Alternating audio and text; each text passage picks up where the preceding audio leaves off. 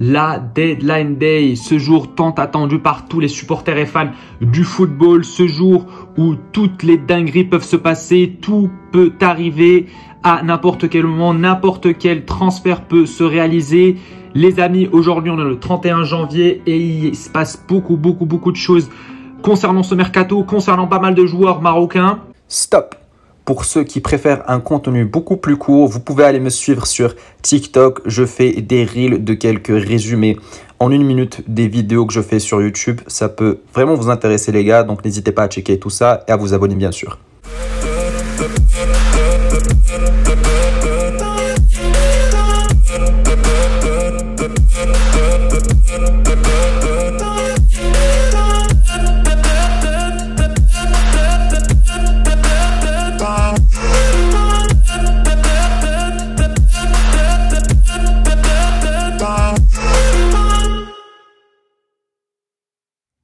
Les gars, avant toute chose, je m'excuse pour le retard. Cette vidéo était prévue d'être postée aux alentours de 18h, 17h.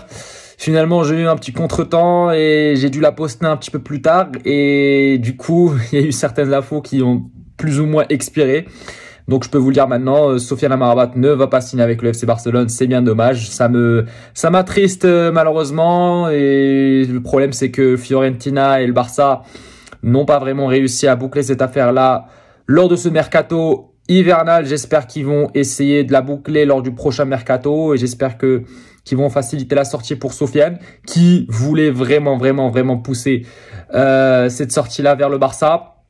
Et puis pour Hakim Ziyech, ça s'est officialisé. Il y aura un prêt sans option d'achat pour le moment. Donc on verra comment ça va se faire. Et l'info, il y a eu une autre info concernant un autre joueur marocain dont j'ai pas parlé et qui vient tout juste de tomber récemment. C'est concernant Abdelhamid Saberi qui a rejoint Fiorentina. Donc il va jouer avec Sofiane Amrabat en tout cas pour le restant de cette saison-là. Voilà les gars, c'est tout ce que je voulais vous dire et c'était un petit peu une journée très speed. Il fallait vraiment être très réactif et sortir la vidéo au bon moment. Malheureusement, je ne l'ai pas sorti au bon moment, mais j'espère que ça vous plaira en tout cas.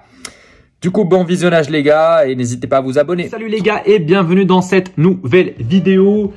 Aujourd'hui, on va discuter de quelques rumeurs et quelques transferts qui peuvent se réaliser dans les heures qui arrivent.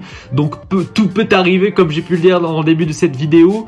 Tout d'abord, on va commencer par parler du cas de Hakim Ziyech. On s'y attendait pas du tout, c'est sorti de nulle part. Il y a eu certaines rumeurs récemment qui disaient que Ziyech se rapprocher de Barcelone ou quelque chose comme ça. Mais finalement, Ziyech, en fin de compte, va signer avec le PSG. Il manque seulement quelques étapes afin de valider ce transfert-là. Et ces étapes-là concernent surtout les termes du contrat que établira le PSG avec Hakim Ziyech et également le montant du transfert. Du coup, actuellement, Ziyech se retrouve à Paris.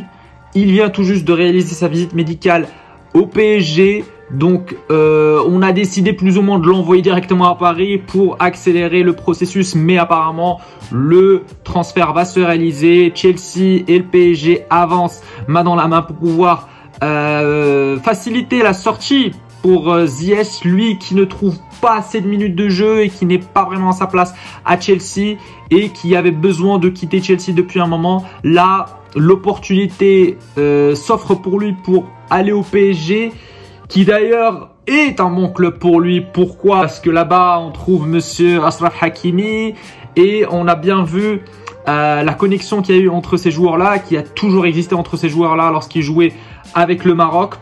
Et surtout lors du dernier mondial. Ça peut donc faire très mal. Le côté droit du PSG va causer pas mal de dégâts.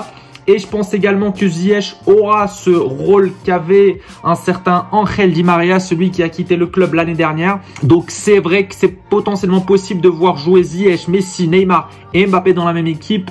Parce que Hakim fait quand même un beau travail défensif. Il n'est pas un joueur qui reste devant, qui fait pas de travail défensif. Donc ça peut être très intéressant à voir. Et le PSG va tout simplement mettre Verratti, Vitinha, Danilo, où ils ont pas mal de choix en milieu, comme milieu défensif surtout. Mais c'est vrai que voilà, c'est possible de voir Ziyech permuter avec Léo. Quand il y en a un qui va peut-être prendre le couloir droit, l'autre va se mettre plutôt dans l'axe et va plutôt organiser le jeu. Moi, j'ai tendance à penser que Ziyech va plutôt être beaucoup plus excentré à droite et laisser plus d'espace et plus de liberté à Lionel Messi et à Neymar pour construire le jeu, et de Mbappé de finaliser les actions. Mais je vous mens pas la vérité. J'aurais tellement aimé voir ce joueur-là au Barça. C'est vraiment le moment où il fallait miser sur Hakim Ziyech, parce que au Barça, offensivement, à part Lewandowski ou Dembélé, il y a un néant total, mais total. Je suis désolé, des Ferran Torres, des Ansu Fati, des Rafinha m'inspirent pas trop confiance, et surtout Rafinha qui est plus ou moins un joueur dans le même profil de Hakim Ziyech. C'est un gaucher qui a une belle patte gauche, mais qui n'a pas vraiment de cabeza, comme on dit. Donc j'aurais aimé voir Hakim Ziyech jouer avec le Barça. Il aurait rapporté sa petite vista, sa petite classe, et il aurait sûrement aidé Lewandowski à marquer beaucoup plus de buts. Il aurait surtout contribué à l'animation offensive du Barça, de par son style de jeu qui est exceptionnel. Mais malheureusement, ça ne se fera pas. Et en parlant du Barça, il y a un autre Marocain qui va peut-être rejoindre le club catalan, c'est Sofiane Amrabat. Bon, les négociations ne sont pas aussi claires et aussi simples que celles de Ziyech, parce que c'est une opération assez compliquée, sachant que le Barça, en ce moment, déjà qu'ils ont réussi à inscrire Gavi, qui n'était pas inscrit jusqu'à maintenant. Donc ils ont réussi à faire cette opération-là. Et ce problème-là de fair play financier qui leur permet pas vraiment de recruter ce joueur-là directement et de l'acheter. Donc ce qu'ils ont proposé à la Fiorentina, c'est un prêt avec une option d'achat qui n'est pas obligatoire. Et Fiorentina, bien sûr, ont refusé ceci. Et il faut savoir que c'est la Liga qui a imposé ces conditions-là pour le Barça, parce que voilà, le Barça ne veut pas vraiment faire face au fair play financier. Ils veulent vraiment éviter tout ça. Ils viennent tout juste de payer toutes leurs dettes et de repartir à zéro. Donc c'est pas le moment de déconner. Mais le problème, c'est que Sofiane Amrabat ne lâche pas l'affaire. Ne lâche pas l'affaire. Il a vu que le Barça le veut. Il a vu que Xavi le veut vraisemblablement. Et le joueur fait un certain blocus, puisqu'il refuse de s'entraîner. Aujourd'hui, il a refusé de s'entraîner avec la Fiorentina. Il a aussi posté une story sur Instagram qui est assez suspecte. Je vous laisse admirer cette story. Franchement, cette affaire-là est très compliquée, parce que imaginons que Amrabat ne réussit pas finalement à rejoindre le Barça, en tout cas lors de ce mercato-là, est-ce qu'il va continuer à jouer avec la Fiorentina, ou bien Fiorentina va essayer de le punir pour avoir fait ce blocus-là et de refuser de s'entraîner avec l'équipe? J'espère que cette situation va s'éclaircir un petit peu, mais je suis tout excité à l'idée de voir Amrabat jouer au Barça. On sait tous que Sergio Busquets, c'est sa dernière saison avec le Barça. Il y a quelques mois, il avait annoncé que ça sera sa dernière saison, que son but c'est d'arriver à terme de cette saison-là pour après quitter le club, comme ce qu'a fait Piqué, pour ne pas surenchérer et rester dans ce club à vie, et attiser la haine de certains supporters qui peut-être veulent du renouveau ou veulent des nouvelles têtes, veulent voir d'autres milieux, avoir une certaine opportunité dans ce club-là. C'est là où Sofiane Amrabat peut être un élément très primordial dans ce club-là, parce que une fois, je pense que Sergio Busquets quittera le club, Sofiane Amrabat va sûrement avoir une place de titulaire dans l'équipe. Parce que je suis désolé, un caissier, c'est le seul joueur qui me semble pas vraiment à la hauteur de ce club-là. Mais sinon, voir Amrabat, Frenkie, Gavi et Pedri jouer au milieu, parce que récemment le Barça joue avec 4 milieux, donc ça peut vraiment le faire la saison prochaine. Et l'avoir déjà lors de ce mercato-là, ça peut être un atout essentiel pour le Barça afin de performer au plus haut niveau en Europa League, Liga et Coupe du Roi. D'ailleurs, en Coupe du Roi, c'est le Real qui nous attend, donc va falloir être bien armé. En Europa League, comme j'ai pu le dire lors de toutes mes vidéos, c'est Manchester United, donc va falloir faire un gros match ou 2 gros matchs. Même après, on va sûrement tomber face à des clubs comme la Roma, Arsenal et d'autres grands clubs qui font d'excellentes prestations cette saison en Europe. Et en Liga, il va falloir conserver notre avance sur le Real Madrid. Donc c'est important, c'est vraiment important. J'espère que ça se fera, j'espère que ce transfert-là se fera. J'espère que la Fiorentina et le Barça vont réussir à trouver un terrain d'entente parce qu'apparemment Fiorentina ne veulent pas le lâcher, Ils savent que Amrabat est un élément clé, est un joueur clé de cette équipe-là, qu'ils ont vraiment besoin de lui et qu'ils ne veulent pas se libérer de lui comme ça facilement, comme ce que va faire par exemple Chelsea, parce que Chelsea, ils ont une panoplie de joueurs maintenant et surtout pas mal de joueurs offensifs, donc ils savent qu'ils doivent se débarrasser de pas mal de joueurs. Donc ce n'est pas la même situation, mais voilà, comme j'ai pu le dire, j'espère du fond du cœur que ce transfert-là se réalisera et j'en serais vraiment très content. Très content de voir Amrabat sous les couleurs du Barça. Et puis un autre joueur marocain, c'est vraiment la journée des joueurs marocains, là, ce deadline day. Ça concerne Sofiane Boufal. Il a enfin trouvé une porte de sortie lui aussi, comme Azdin Ounahi. Mais bon, il ira pas dans un club européen ou dans un club compétitif. Il ira jouer au Qatar. J'ai vu pas mal de gens critiquer ce choix-là et dire que c'est dommage, que c'est un gâchis, etc., etc. Si Boufal voit qu'il y a une opportunité d'aller jouer au Qatar et qu'il puisse gagner pas mal d'argent, vivre bien sa vie, il y a aucun souci à ça. Au contraire, on peut que lui souhaiter le meilleur. Et qui sait, c'est un joueur qui a encore 29 ans et qui sait que il va peut-être rebondir et revenir en Europe un jour. En tout cas, il lui fallait une porte de sortie coûte que coûte, et je pense Angers aussi avait besoin de libérer ces deux pépites là marocaines, puisque il savait que ça allait leur apporter une bonne somme d'argent qui pourrait l'exploiter pour relancer un petit peu le club, parce que tout se dirige vers une descente en deuxième division pour Angers. Donc bon courage pour notre Sofiane Boufal. Et puis à part ces joueurs marocains, concernant le Barça, il y a un joueur qui a été mis en relation avec le Barça et ça m'a paru surprenant de voir ce joueur-là figurer dans les rumeurs concernant le mercato du Barça. C'est Benjamin Pavard. C'est surprenant de voir que le Barça s'intéresse à un joueur comme ça. C'est un joueur qui, depuis le fameux second poteau Pavard contre l'Argentine, on n'en a plus entendu parler. Certes, il jouait au Bayern, mais un Mazraoui qui vient de rejoindre le Bayern cet été-là l'a dépassé et a pris sa place.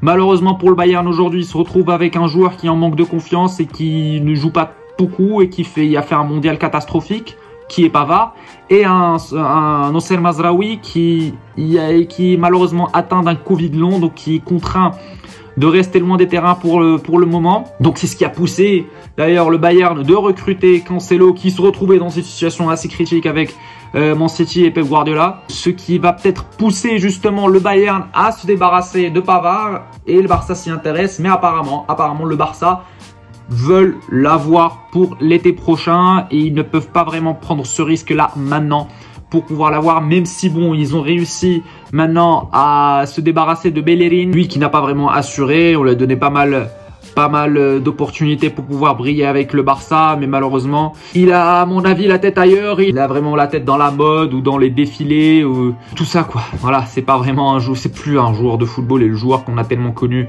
et qui était tellement performant à Arsenal fut un temps.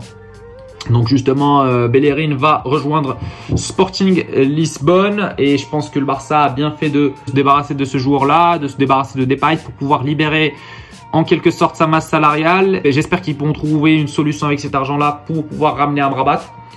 Parce que c'est tout ce que je veux, sincèrement. J'aurais tellement voulu voir Ziyech Amrabat au Barça, mais malheureusement, le club ne peut pas vraiment s'approprier n'importe quel joueur aujourd'hui. Il doit être très prudent avec tout ce qui est en rapport avec le fair play financier. Et puis pour finir, une bonne nouvelle aussi concernant un autre joueur marocain, et comme j'ai pu vous le dire, c'est la journée des Marocains aujourd'hui. C'est concernant Selim Amleh, le milieu de terrain marocain qui jouait au Standard de Liège, qui était pour le moment boycotté par le club et qui était dans une situation assez inquiétante. Les dirigeants du Standard de Liège ne lui faisaient plus confiance et ne voulaient plus le voir jouer, vu que le joueur avait demandé de quitter le club, et le club avait décidé de ne plus le faire jouer. Bon bref, il était dans une situation assez compliquée, il n'arrivait plus vraiment à sortir du club, il était en quelque sorte prisonnier de ce club là, mais heureusement pour lui, il a enfin trouvé une voie de sortie, et cette voie de sortie c'est le club de Valladolid, le club dont le propriétaire est Ronaldo R9, le Brésilien. Et donc du coup il rejoint d'autres compatriotes marocains qui sont Liamer Efdal, Donc quoi de mieux de rejoindre ses frères marocains, quoi de mieux aussi pour Ziyech de rejoindre Hakimi, quoi de mieux pour Ounahi de rejoindre Harit. Ça fait plaisir de voir que ces derniers jours du mercato et surtout cette deadline-là peut déclencher pas mal de transferts pour les joueurs marocains. Parce qu'à un moment donné, on s'inquiétait beaucoup sur la situation de ces joueurs qui avaient brillé avec le Maroc lors du dernier mondial, mais qui ne recevaient pas vraiment d'offres très intéressantes ou qui on voyait que leur situation était au point mort. Maintenant, ça commence à se concrétiser. Pour Boufal, ça s'est concrétisé. Pour Ounahi, ça s'est concrétisé. Pour Amlah, ça s'est concrétisé. Pour Ziyech, ça va se concrétiser aujourd'hui. Il ne reste plus que Amrabat qui est dans le doute. J'aurais aussi voulu voir Bono avec le Bayern. Malheureusement, ça ne s'est pas fait parce que le Bayern a préféré Yann Sommer, le gardien suisse. Donc la question que je vais vous poser aujourd'hui, et je vais prendre le moyen le plus sûr parce que j'avais envie de poser une question concernant Amrabat. Mais vu que la situation est très compliquée, je vais plutôt choisir une question sur Ziyech qui, je pense, sa signature va se faire incessamment sous peu ou va se faire dans les prochaines heures aujourd'hui. Donc, est-ce que Ziyech va réussir à se relancer avec le PSG et retrouver son niveau d'antan qu'il avait avec l'Ajax Amsterdam en 2019, plus ou moins en 2018. C'est là où il avait atteint son prime. Dites-moi ce que vous en pensez en commentaire les gars, comme d'habitude. J'aimerais bien avoir vos avis. En tout cas les gars, c'était tout pour cette vidéo.